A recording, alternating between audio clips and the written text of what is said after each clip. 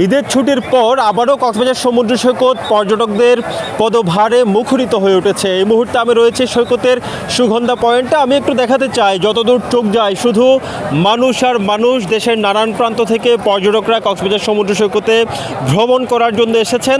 আপনি নিশ্চয় জানেন, ঈদ উপলক্ষে যে টানা 7 দিনের ছুটি ছিল, এই 7 দিনের ছুটির পরে আবারও 3 দিনের ছুটি পেয়েছে মানুষ, যার কারণে কক্সবাজারের সমুদ্র সৈকতে দেশের নানান প্রান্ত থেকে এই ছুটিতে কক্সবাজারে পর্যটকরা ঘুরতে এসেছেন এবং ভ্রমণ করার জন্য এসেছেন। এই মুহূর্তে সৈকতের সুগন্ধা পয়েন্টে রয়েছে বিপুল পরিমাণ পর্যটকদের একটি অংশ সমুদ্র সৈকতে এসে সমুদ্র স্নানে মগ্ন হয়েছেন, সমুদ্রে নামছেন।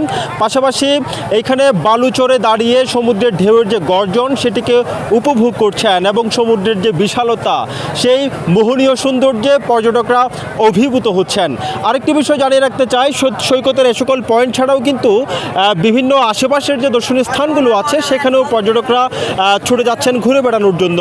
যেহেতু একসাথে অনেকগুলো পর্যটক সমুদ্র স্নানে নামছেন, যার কারণে এখানে যারা লাইফগার্ড কর্মীরা রয়েছেন তাদের কিন্তু দায়িত্ব অনেক বেশি বেড়ে গিয়েছে। তারা আজকে সকাল থেকেই অনেক বেশি তারা তীক্ষ্ণ, অন্যান্য দিনের তুলনায় আজকে অনেক বেশি দায়িত্বশীল ভালো ভূমিকা পালন করতেন এবং সমুদ্রের দিকে তারা তীক্ষ্ণ দৃষ্টি রাখছেন।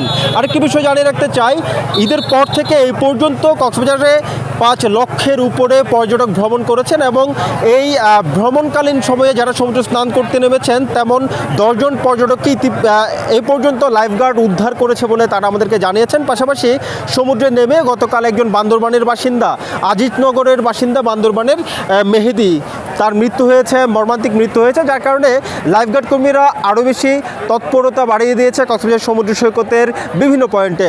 সমুদ্র সৈকতকে ঘিরে যে সকল রিসোর্ট রয়েছে, বিশেষ করে 450 শতাধিক হোটেল মোটেল রিসোর্ট, এই রিসোর্ট মালিক সমিতি আমাদেরকে জানিয়েছে ইতিমধ্যেই তারা আসলে এই টানা যে 3 দিনের ছুটি, ঈদ পরবর্তী সময় বা ঈদের ছুটি পরবর্তী সময়, এই ছুটিতে তাদের বিভিন্ন হোটেলের আসলে এখনও পর্যন্ত শতভাগ বুকিং রয়েছে বলে তারা আমাদেরকে জানিয়েছেন। আগত পর্যটকদেরকে নিরাপত্তা দেওয়ার জন্য এখানে ট্যুরিস্ট পুলিশের পাশাপাশি বিচ কর্মীরাও আসলে মাঠে কাজ করছেন, সেই ধরনের বার্তা খবর আমাদের কাছে রয়েছে। কক্সবাজার সমুদ্র সৈকত থেকে এটুকুই ছিল এখানকার সবশেষ খবর।